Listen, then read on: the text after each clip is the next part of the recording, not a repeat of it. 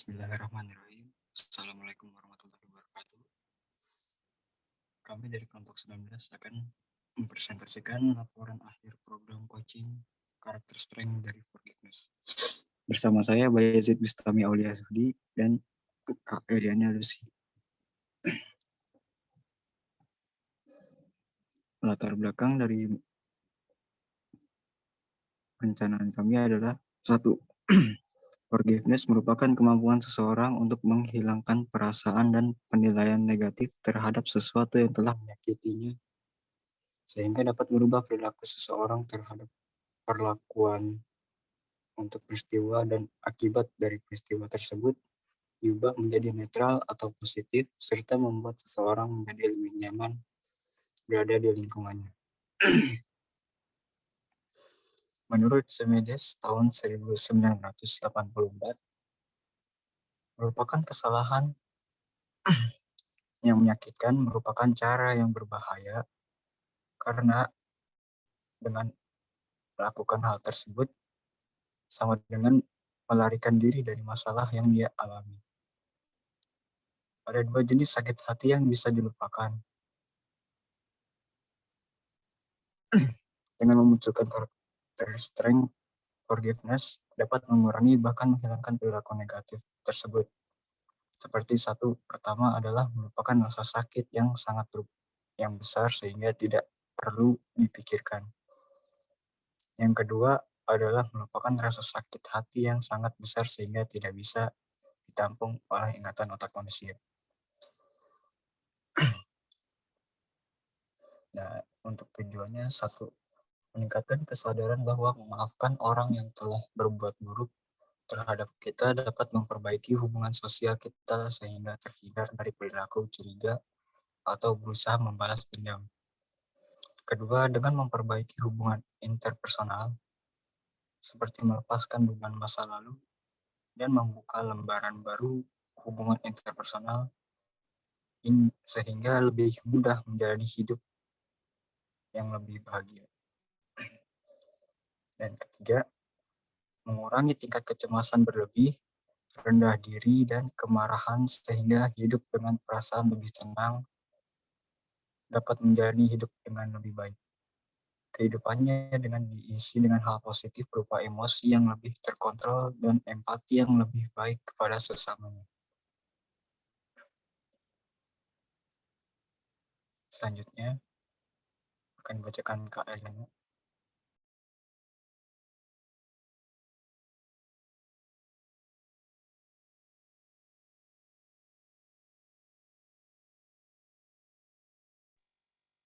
Kemudian sasaran peserta coaching.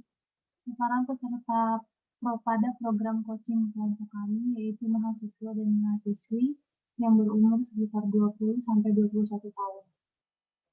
Peserta coaching yang mengikuti kegiatan program kami yaitu kelompok teman nongkrong yang berjumlah 5 orang.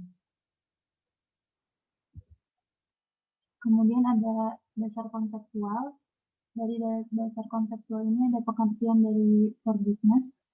Forgiveness adalah kemampuan seseorang untuk menghilangkan perasaan dan penilaian negatif terhadap sesuatu yang telah menyakitinya, sehingga dapat merubah perilaku seseorang terhadap pelaku maupun peristiwa dan akibat dari peristiwa tersebut, diubah menjadi netral atau positif serta membuat seseorang menjadi lebih nyaman berada di lingkungannya.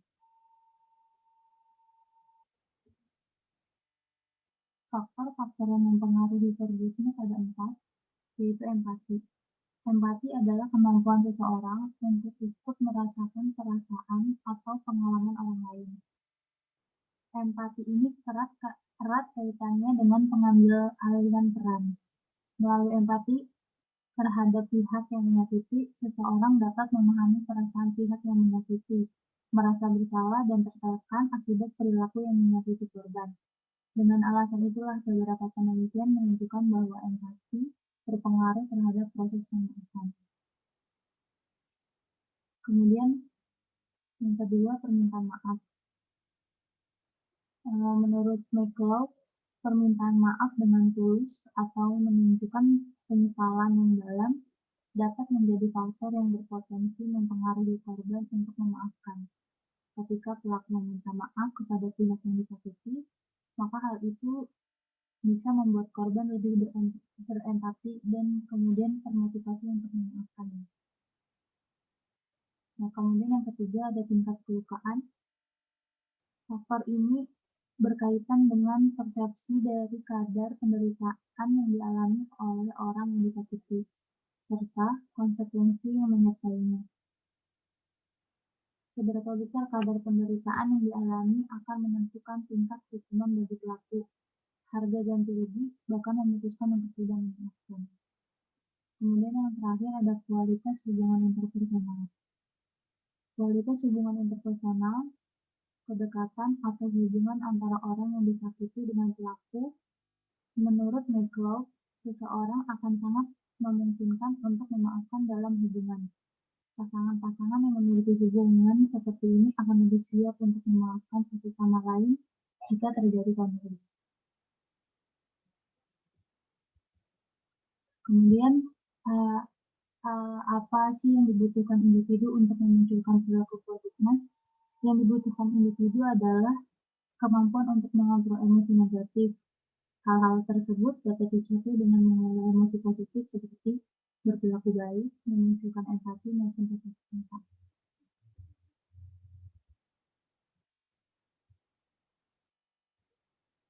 Kemudian dilanjutkan oleh biologi.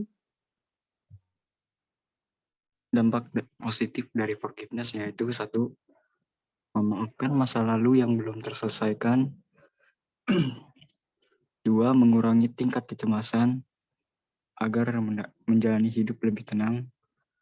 Dan yang ketiga, memiliki hubungan yang lebih sehat dan terhindar dari perilaku buruk seperti balas dendam.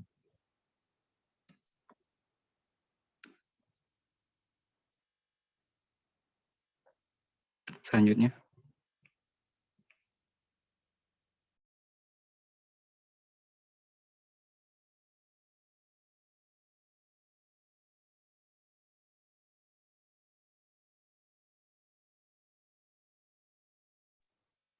Kemudian ada pelaksanaan program coaching yang pertama.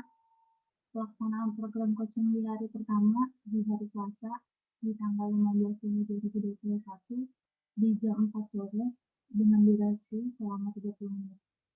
Adapun kegiatan selama pelaksanaan coaching di pertemuan pertama yaitu pembukaan oleh kami, kemudian memperkenalkan diri, kemudian dilanjutkan oleh peserta coaching, kemudian menyampaikan kegiatan program coaching yang akan dilaksanakan pada hari ini.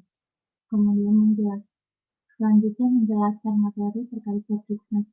Materinya yaitu pengertian faktor-faktor yang mempengaruhi yang dibutuhkan individu untuk memunculkan perilaku forgiveness dan dampak positif. Kemudian di sesi selanjutnya yaitu ada sharing dengan coach tentang pengalaman mereka di masa lalu yang belum termaafkan. Kemudian menutup kegiatan di pertemuan pertama, selanjutnya foto bersama.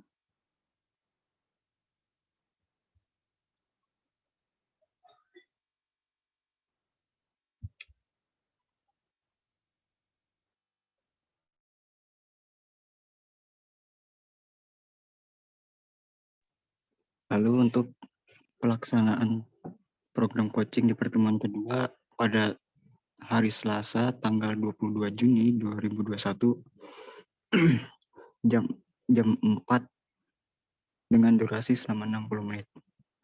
Dan kegiatan kami selama pelaksanaan coaching di pertemuan kedua yaitu pertama kami akan melakukan pembukaan, kedua membahas kembali materi yang telah diberikan minggu lalu sebagai refreshing yang apa yang telah dilakukan di pertemuan pertama. Lalu kami melihat atau menonton video. Kemudian coaching diminta untuk menanggapi video yang telah ditonton.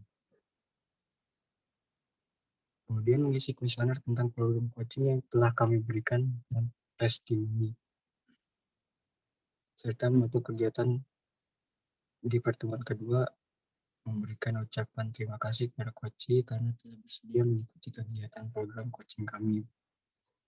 Selanjutnya foto bersama.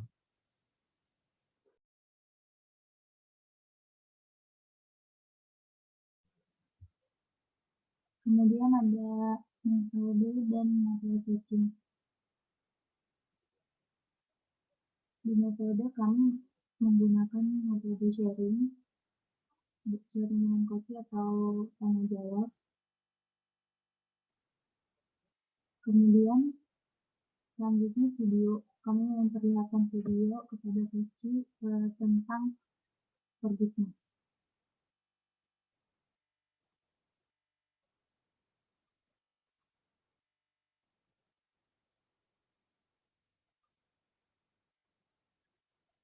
Kemudian di dalam materi tersebut kami menjelaskan tentang pengertian dari forgiveness, kemudian faktor-faktor yang mempengaruhi forgiveness, kemudian yang dibutuhkan individu untuk memunculkan perilaku forgiveness, serta dampak positif dari forgiveness.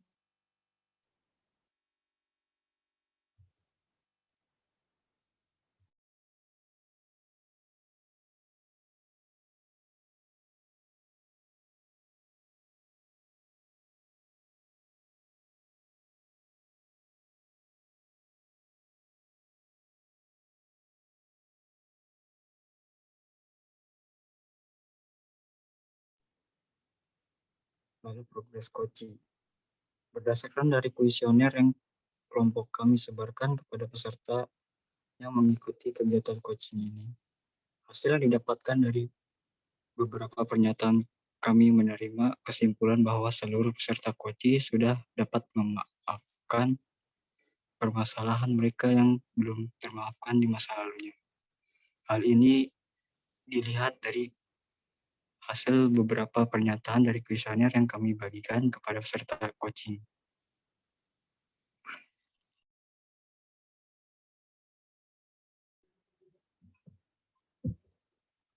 Kemudian ada kesimpulan dan saran. Kesimpulan dari pelaksanaan program coaching kami ada 4 poin, yaitu yang pertama, pelaksanaan coaching menunjukkan bahwa peserta mampu memahami konsep forgiveness dan menerapkannya dalam kehidupan mereka. Yang kedua, peserta merasakan perubahan dalam hidupnya berupa perasaan yang lebih tentram dan memperbaiki interpersonal, dan mereka berdamai dengan kejadian buruk yang mereka alami di masa lalu. Yang ketiga, peserta memiliki kehidupan yang lebih positif dengan mampu bersikap lebih baik terhadap lingkungan yang telah memperlakukannya dengan kurang baik. Kemudian yang terakhir ada perasaan hati-hati terhadap pengalaman buruk yang berlebihan akan menjadi penghambat perasaan positif dari forgiveness. Kemudian sarannya yaitu keberhasilan coaching ini sangat tergantung kepada kemauan peserta untuk membuka diri dan melepaskan beban masa lalu yang kurang baik. Juga tergantung kepada seberapa buruk pengalaman yang telah diterima peserta tersebut. Sehingga pelaksanaan coaching forgiveness harus terlebih dahulu menggali perlakuan buruk yang dialami peserta dan diklasifikasikan. Sekian presentasi dari kelompok kami, kurang lebih bermanfaat. Assalamualaikum warahmatullahi wabarakatuh.